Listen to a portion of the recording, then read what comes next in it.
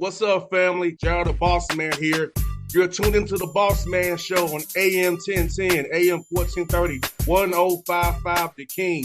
Let the King out at 105theking.com and the Bossman Show at bossmanshow.com. Hit me up on Instagram, The Bossman Show, Twitter at Bossman Show, and Facebook, Bossman Show. It's the Bossman on your radio. Listen to the Bossman Show with your host, JR, Saturdays at 9 a.m. right here on AM 1010, The King. What's up, good people? BetOnline is your number one source for all your betting needs. The latest odds, lines, and matchup reports for baseball, boxing, golf, and more. BetOnline continues to be the fastest and easiest way to place your wagers, including live betting and your favorite casino and card games available to play right from your phone. Head to the website or use your mobile device to sign up today and get in on the action. Remember to use your promo code BELIEVE, B-L-E-A-V, for your 50% welcome bonus on your first deposit. BetOnline, where the game starts.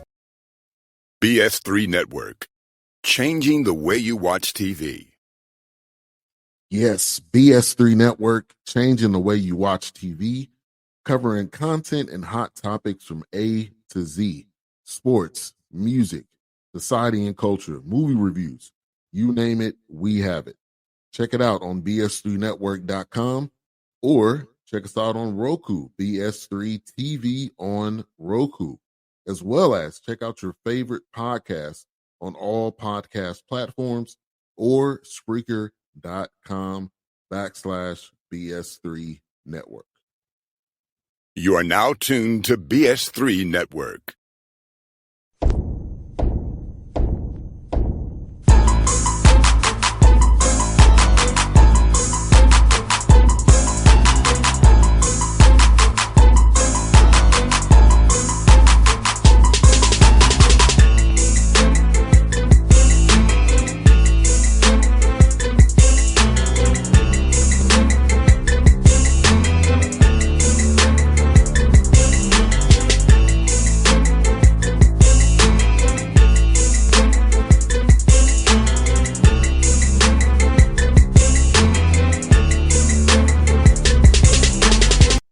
Folks, back with a friend of the show, USF Dons, WCC, Chris Gerlufsen here with me, my good friend out there in San Francisco. Chris, good to talk to you again, my brother. How's life out there in the Bay Area, man? Everything's great, JR. Appreciate you having me on. No doubt, man. I'm just asking you, I talked when you first got the job in March of 2022 there, man, leading this program. And so tell me, what's been the biggest growth for you from March 22 when we first talked about your program to now, man, in your opinion? Yeah, I mean, I think the biggest thing is sometimes you think you're ready to be a head coach and you don't know what you don't know. And luckily for me, I've been an assistant for over 20 years and paid my dues. So felt like I was well prepared to kind of move over a seat. But, you learn quick some of the things that, you thought you knew, but you don't, and some of that is just how much time that goes into probably spending your day on non-basketball related issues, but over the last 2 years, feel like I've grown a lot. I've learned a lot. I've trusted my staff and the people around me. And we have great kids in our program. So it's made it, pretty darn easy on my end.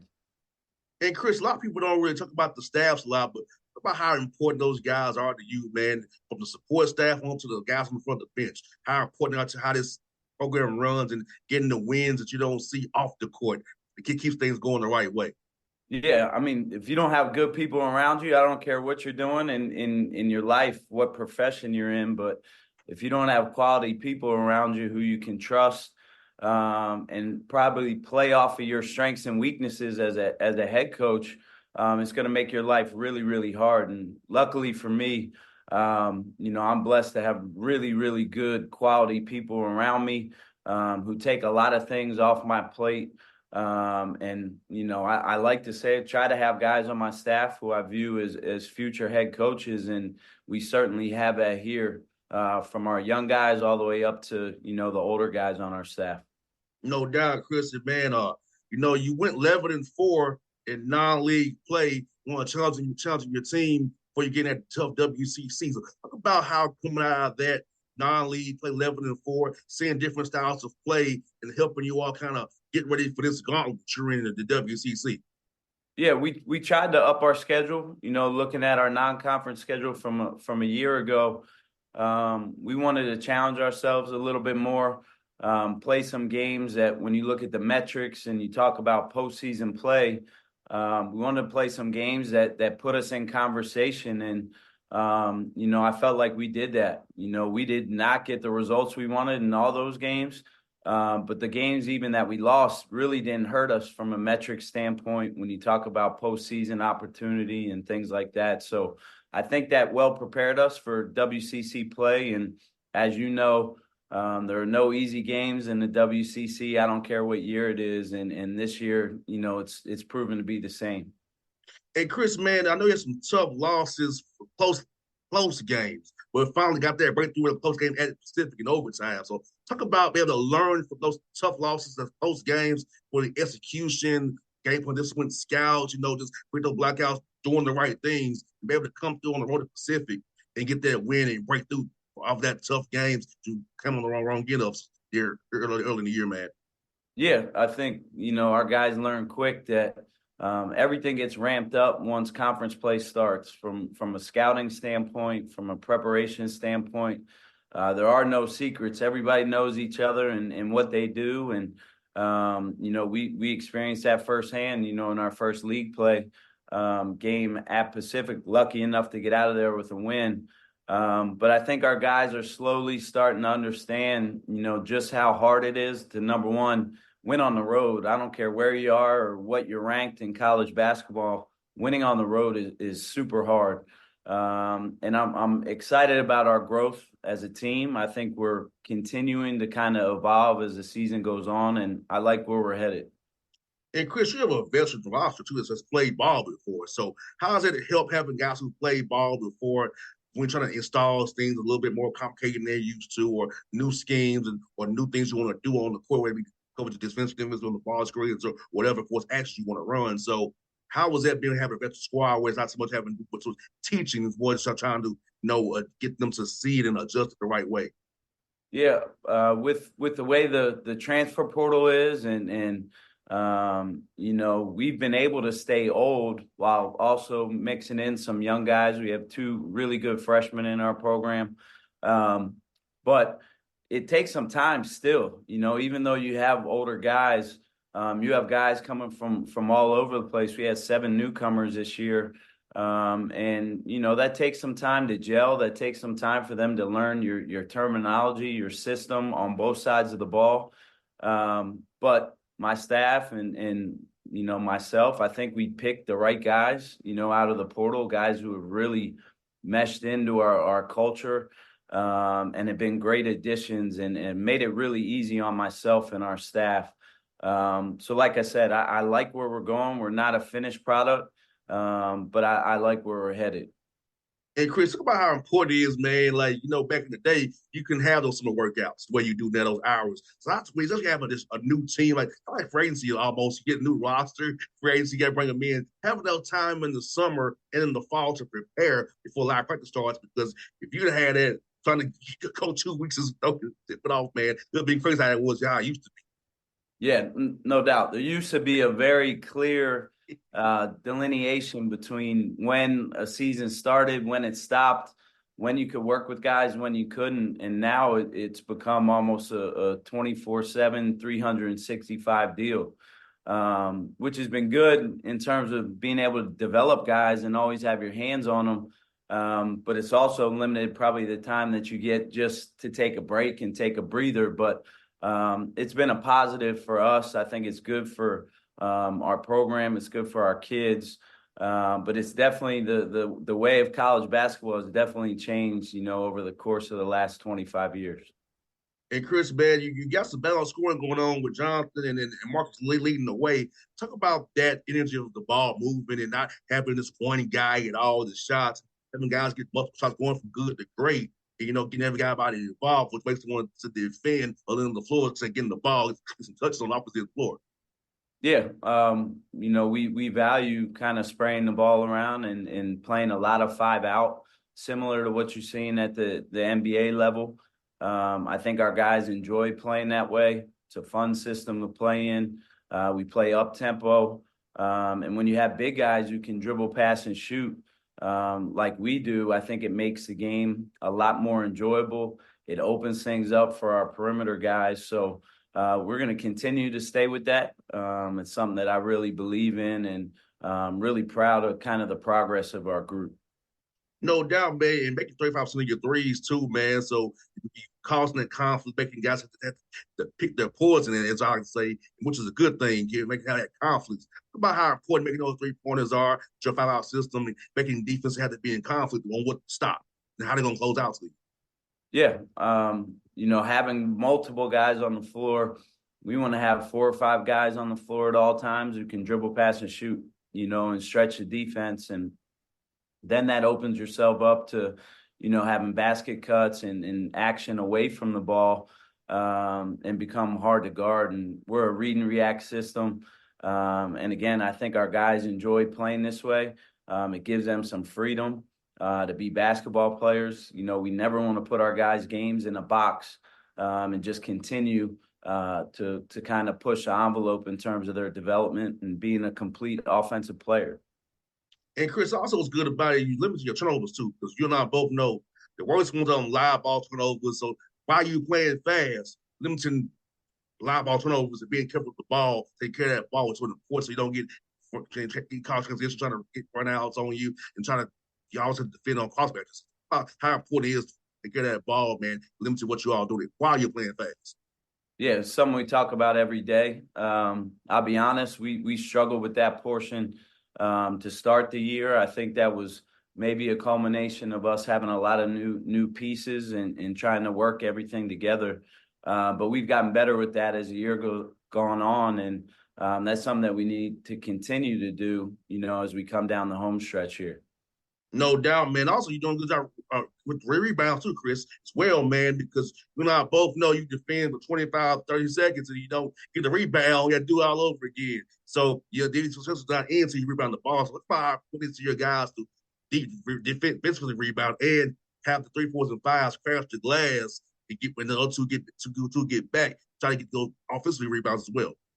Yeah, from an offensive standpoint, we want to generate second and third scoring opportunities, and our front court has done a heck of a job for us doing that up to this point. And then defensively, it's so important to limit people to one shot, and we want to limit people to getting 25% of their shots back. We've been able to do that. And you've seen a really good kind of delta in between our offensive and our defensive rebounding. So, that's super important, something that we talk about on a daily basis. And Chris, my ask is, man, how cool is it to use the film and analytics with your players so they can understand with the scout where guys' hot zones or their cold zones know how to play to the weaknesses of the opponent you're playing? Because I feel like analytics is so fun to now know where guys are. You can really scheme towards that, knowing where a guy's shots, hot or cold, are to give us the best chance to win games in this tough conference.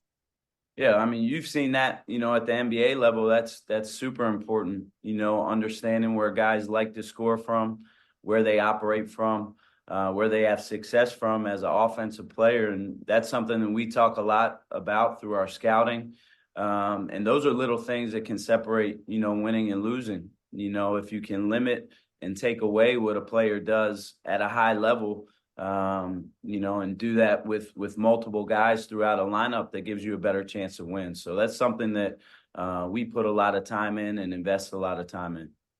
No doubt, Chris. I mean, y'all tough. Yeah, it's just league is just tough, man. And talk about your next opponent, man. What's the guys on the film as you prepare for this next game? You got coming up here on Thursday, man. Every game is tough. We try to treat every game the same, no matter what the jersey says in terms of who we're playing. We have 2 home games this week. Thursday against San Diego. We were able to get a win on the road the first time we played them, but they're a young kind of up-and-coming team in our league, very talented, coached by Steve Lavin, who's been around for a long time and won a lot of games. So we're going to have to be ready to play on Thursday, and then we turn around and we have our second home game of the week with Pacific on Saturday. And we're just looking for the opportunity to get back out there and compete, and continue to build our record and move up in the conference standing. No doubt, man. You're doing a heck of a job to off the air, man, Chris. And I'm looking for hopefully talk again in March once you won the WCC tournament, man. That's what I'm hoping for you, man. Punch that bit. I'm saying it for you now, brother. I want to talk to you in March again after you got this thing done, man. And start waiting and going to the tournament once more for you guys at the Dons, man. I appreciate that. From your lips to God's ears, you just said it. So we'll get that done in March. No doubt, Chris. Good to talk to you, brother. As always, man. It's always a fun chat, my guy. I appreciate you, JR. Thanks for having me on. You too, buddy. BS3 Network. Changing the way you watch TV. Yes, BS3 Network, changing the way you watch TV, covering content and hot topics from A to Z. Sports, music, society and culture, movie reviews. You name it, we have it. Check it out on bs3network.com or check us out on Roku, BS3 TV on Roku, as well as check out your favorite podcast on all podcast platforms or Spreaker.com/BS3 Network. You are now tuned to BS3 Network. What's up, good people? Bet Online is your number one source for all your betting needs. The latest odds, lines, and matchup reports for baseball, boxing, golf, and more. Bet Online continues to be the fastest and easiest way to place your wagers, including live betting and your favorite casino and card games available to play right from your phone. Head to the website or use your mobile device to sign up today and get in on the action. Remember to use your promo code BELIEVE, BLEAV, for your 50% welcome bonus on your first deposit. Bet Online, where the game starts. What's up, family? Gerald the Bossman here. You're tuned into the Bossman Show on AM 1010, AM 1430, 1055 The King. Check The King out at 105theking.com and the Bossman Show at bossmanshow.com. Hit me up on Instagram, The Bossman Show, Twitter at Bossman Show, and Facebook, Bossman Show. It's the Bossman on your radio. Listen to The Bossman Show with your host, JR, Saturdays at 9 a.m. right here on AM 1010, The King.